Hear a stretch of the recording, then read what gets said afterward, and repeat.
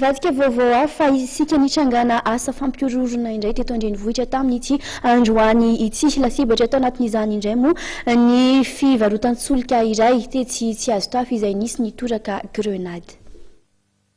Nisy nitoraka grenady ny toby fivarotan-tsolika iray tsy azo tafy androany maraina tokony ho tamin'ny rora latsaka fefan-tanoany araka ny vaovao voaray avy amin'ny mpitandro ny filaminana. Ny paoka io grenady io sainga tsy nisy ny maty sy ny naratra fa fahasimban-javatra no nisy. Telo-metatra ny ala pompy noho ny lenjera ilay grenady izay marihana fa grenady defensive.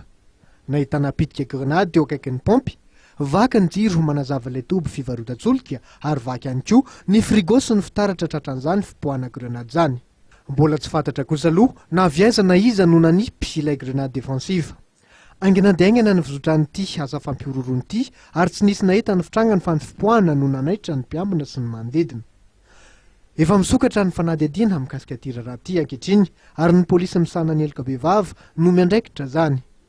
Tao anatin'ny 3 taona dia efa fanontelo zao nisy nitoraka grenady ilay toby fivarotan-tsolika.